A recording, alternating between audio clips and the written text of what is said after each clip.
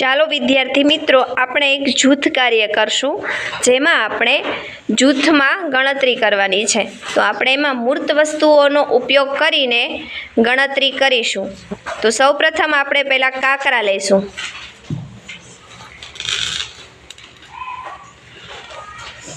પાંચના 3 જૂથ કાકરાથી આપણે બનાવવાના છે. 5ના 3 જૂથ. 1 2 3 4 5 આ એક જૂથ. સરસ. 1 2 3 4 5 આ બે જૂથ. 1 2 3 4 ને 5 આ 3 જૂથ. તો અહીંયા આપણે લખીશું પાઠ્યપુસ્તકમાં 5ના 3 જૂથ. તો કેવી રીતે ગુણાકાર કરશું? 5 ગુણ્યા 3 બરાબર 15. સરસ. હવે આપણે મણકાથી ગણતરી કરશું.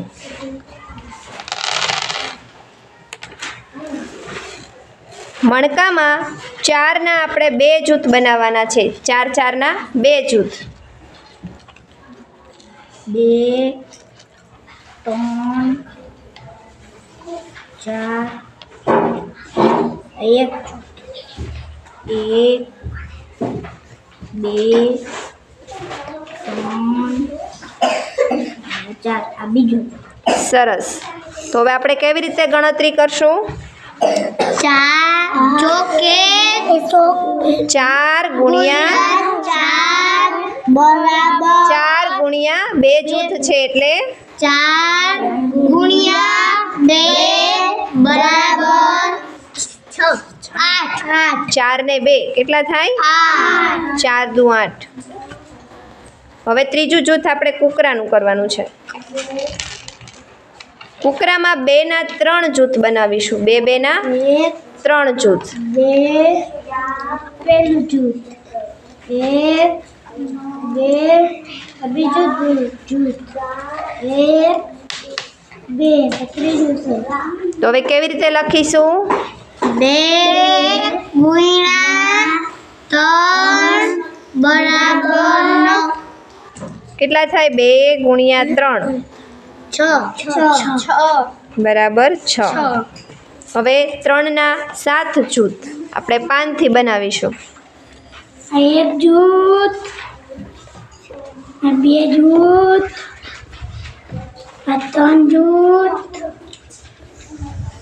આ 4 જૂથ. આ 5 જૂથ. આ 6 જૂથ. ને 7 જૂથ. 3 3ના કેટલા જૂથ બનાવ્યા? 7. તો એને લખશું કેવી રીતે? 3 ગુણ્યા 7 બરાબર 21. 21 થાય. 3 સત્તુ 21. હવે આપણે લખોટીથી જૂથ બનાવવાનું છે. 9ના 2 જૂથ બનાવીશું. 2 3 4 5 6 7 8 9 એક જૂથ. 1 2 3 4 5 6 7 8 9 આ બે જૂથ. તો 9 અને 9 9 9ના 2 જૂથ બનાવ્યા. તો લખશું કેવી રીતે? 9 ગુણ્યા 9 બરાબર 9 ગુણ્યા કેટલા જૂથ છે? 2. તો 2 લખવા. 9 ગુણ્યા 2 બરાબર કેટલા થાય? 18. હવે બટનના જૂથ બનાવવાના છે. એમાં 2ના 6 જૂથ. 2 2ના 6 જૂથ બનાવવાના છે. 1 2 એક જૂથ. 1 2 બીજું જૂથ. 3 ને 4 આ ત્રીજું જૂથ. 1 ને 2 આ ચોથું જૂથ. 1 અને 2 આ પાંચમું જૂથ.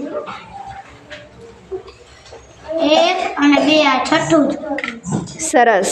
તો હવે કેવી રીતે લખીશું? 6 2 ગુણ્યા 6 બરાબર 12. 2 2 ના 6 જૂથ એટલે કેટલા થાય? 12. સરસ.